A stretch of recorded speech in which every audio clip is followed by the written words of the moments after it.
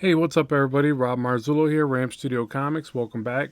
So today's video I'm going to be drawing a character sitting on an object, and this was per a video request, and I gotta admit I need to do more of this, so you're going to be seeing more of these types of videos.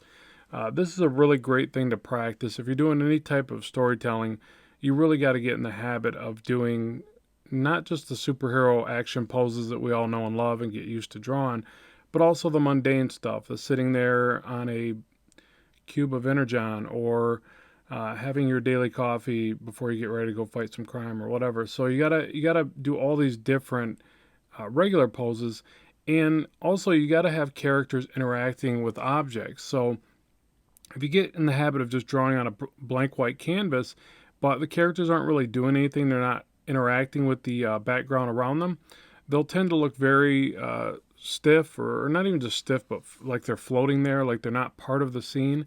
So drawing in this way allows you to kind of get used to that, get used to the way a body part might react if it's pressed against an object, or if it's lifting an object or busting through a wall or any of those things. But it all kind of starts here with something as simple as drawing a person sitting there.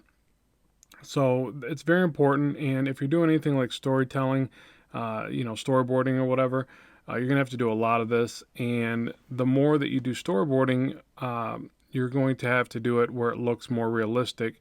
So that means more figure drawing, more studying from life. And I'll be honest, I am looking at a couple reference photos as I work through this, but I'm not really studying them that much. In fact, after I did the initial gesture drawing on the top left, I kind of quit looking at it. I keep glancing back at it just to check anatomy and things like that, but I really started doing my own thing. And that's why you see I jumped right to the cylinder drawing, because the cylinders are my way of kind of mapping out proportions and elongating forms, because I tend to draw characters that are a little bit more comic book style.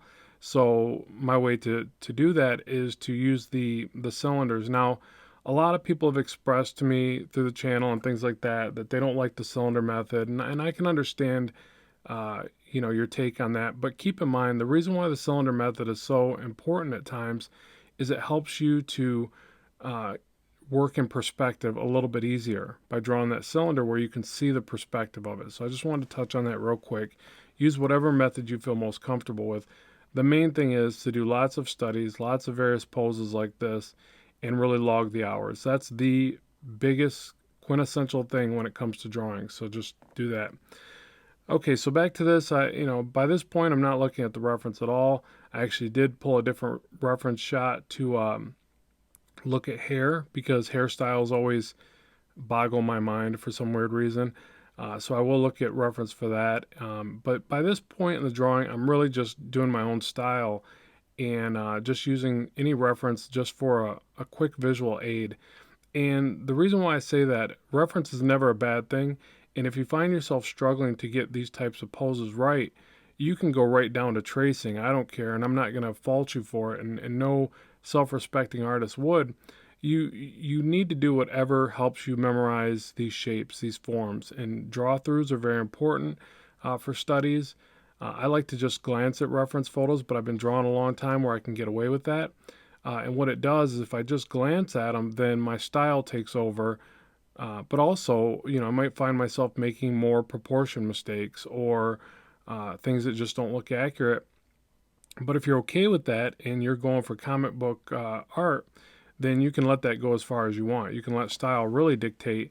But I do recommend looking at reference for understanding how these things work, until you get so confident at some point where you just can entirely pull it from memory. I would say I'm not there yet, and I've been drawing, God, over 20 years or something. It's crazy. But so yeah, so now I'm just kind of doing a little bit of fine tuning. Now, the pencils on this are going to look a little bit shaky, because if you notice, I didn't zoom in at all. And I was really doing that because I wanted to see how much I could get in place without zooming in. Now, if I was going to make this a finished piece of art for a comic panel or whatever, I would zoom in and do another pass over this entire thing, whether it be inks or just more cleanup to the pencils. But for the sake of the video and not doing all that zooming in and zooming out, I forced myself to just draw from a distance. And that's one of the reasons why, again, it's probably a little bit less refined than I normally would like, but it still gets the job done.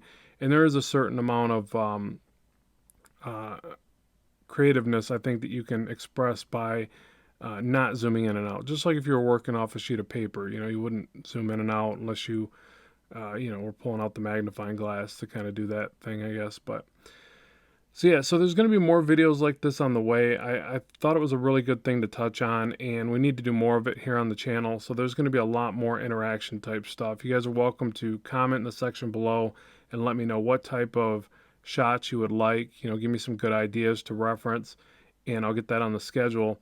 And I'm going to probably make mannequin versions of all the stuff you see here, kind of like the one to the lower left, but a little more refined like the one to the top right. And those will be available on my post pack on my Gumroad.